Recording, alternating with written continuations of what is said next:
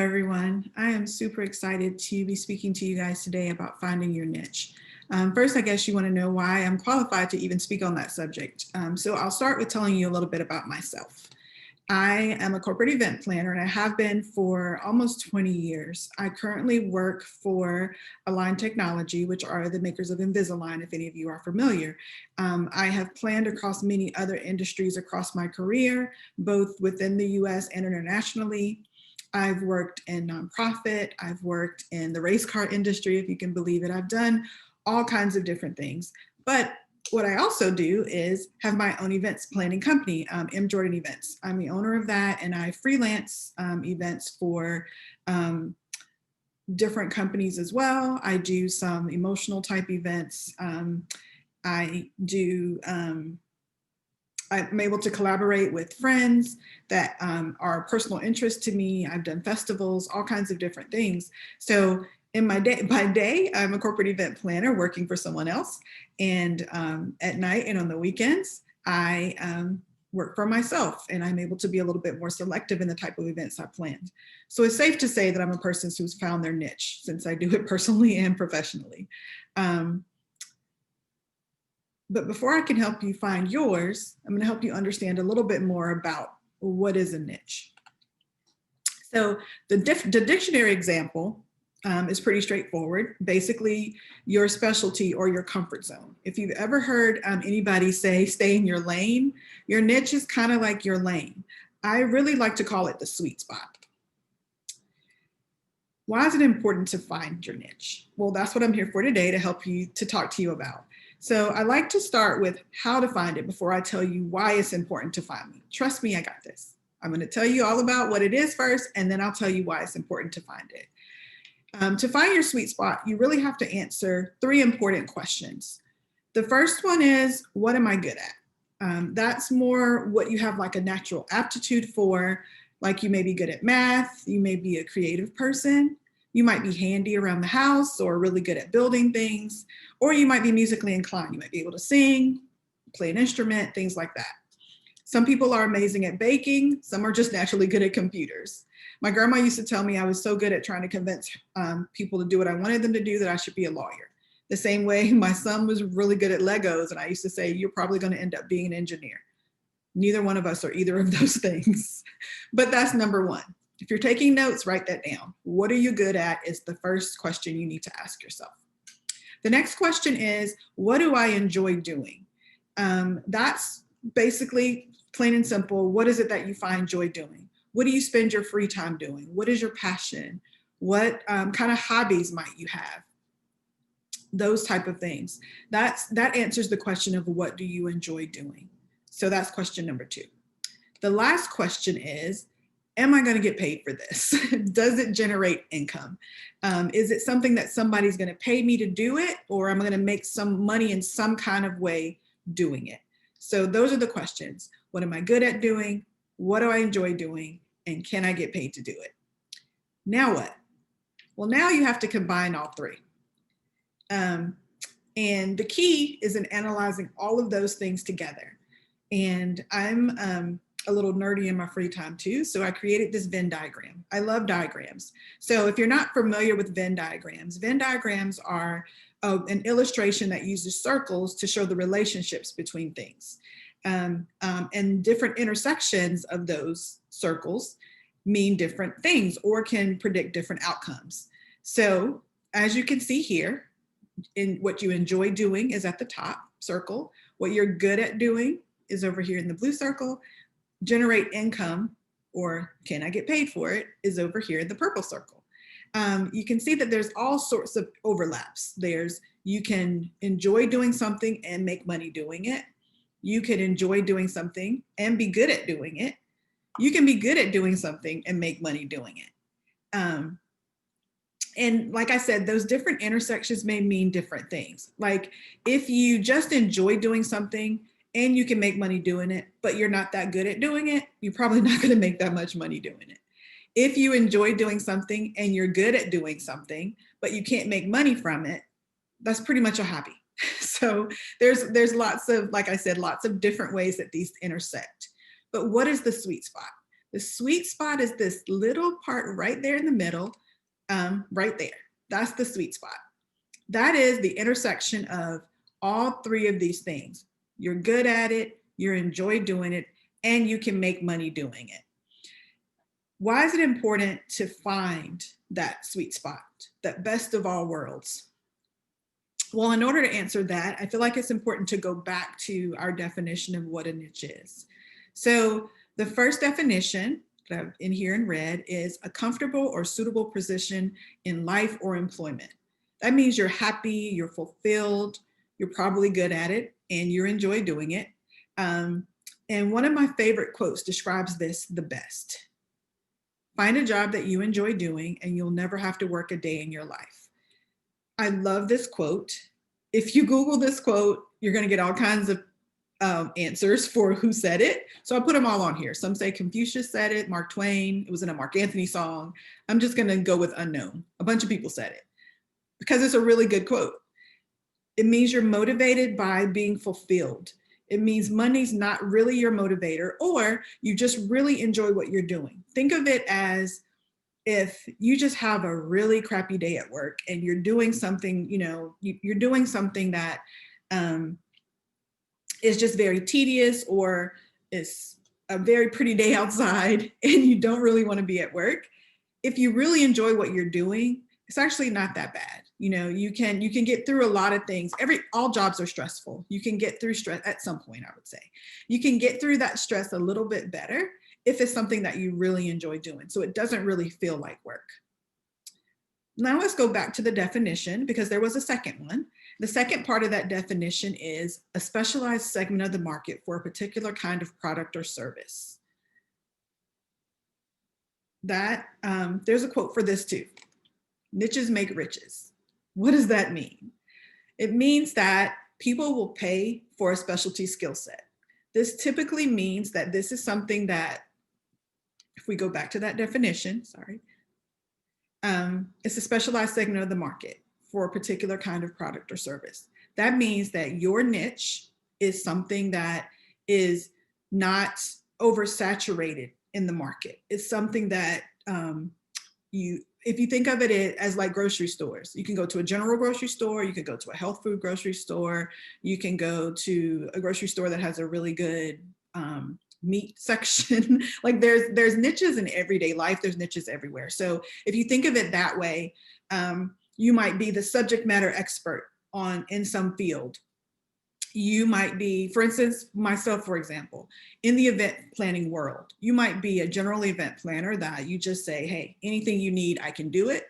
Or you might be a wedding planner, or you might be a destination wedding planner, or you might be in the travel part of the industry where, you just do travel related events, all different things like that. Or if you think about it like a singer, you might be opera singer, or you might be a rapper, or you might be a pop singer.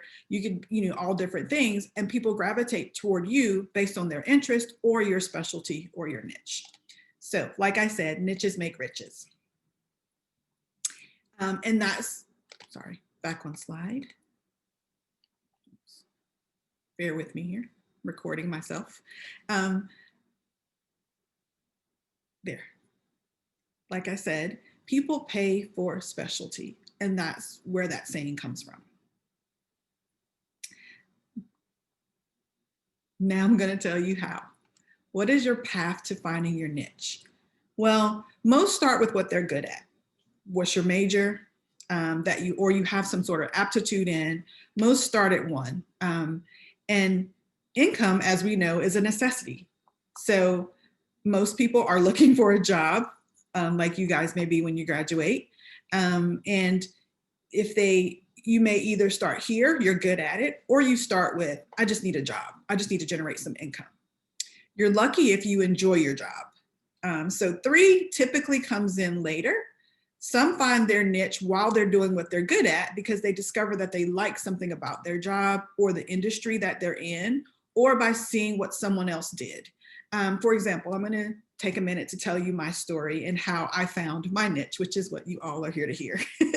So I was in high school and I thought I wanted to be an accountant. And it was because I enjoyed the order of it. I hate math, but I enjoyed the order of accounting. I enjoyed that everything had a place, everything had a box, all those different things that, in accounting, there's checks and balances. So I thought that that's what I wanted to go to school for. I graduated high school, went off, decided I was going to be an accountant. As a part of that, while I was in high school, I'd also taken one of those tests or inventory questionnaires that you fill it all out, and based on your personality or based on the answers to the question, it tells you what you should be when you grow up. Mine told me event planner. At the time, I had no idea it was a whole industry. In my head, it was party planning, and I had no interest in doing that. I wanted to go make some money, and I didn't think being a birthday party planner was that. So off I go to be an accountant. I'm working at a job in the accounting department, and a position comes open in travel and events. I didn't think to apply to it, but someone suggested, I think you'd be really good at this.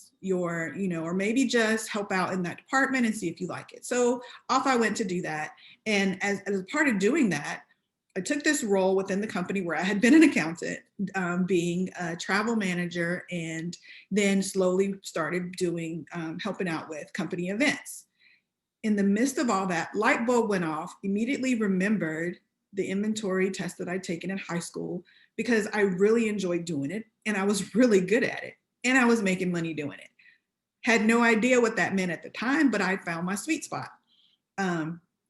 So that's kind of the roundabout way of how I got to mine, and have been doing it ever since. I've been in the industry, like I said, that was 20 years ago. And I worked my way up. I started as an event coordinator and learned a lot. I joined as many industry related associations as I could. I networked. I eventually ended up managing a department. I worked across other different industries. I've done workshops, conferences, trade shows, you name it. I've worked on festivals and on my freelance side, because, when you do things for yourself, you're able to be a little bit more selective and do things that you're interested in. I have a huge interest in music. So I've worked on some music related events. I've managed stages. I tend to shy away personally from emotional events. So I don't do many weddings or things like that. But again, that's my choice.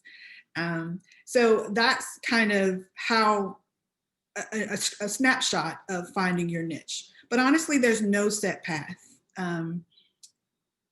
Like, for instance, what if you don't find all three in your job? What if you're not lucky enough to get to do what you enjoy doing? You do what you're good at and you generate income, but you find that you don't really enjoy it. Well, that's what side hustles are for, or hobbies are for, or working for yourself. A great example is Oprah.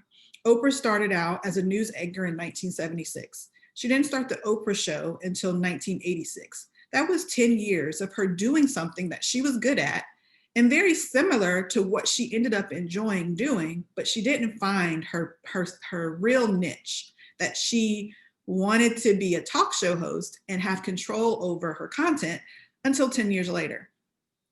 So if you take one thing from today, actually, before I tell you that, I did put together a couple of examples of like the obvious sweet spot.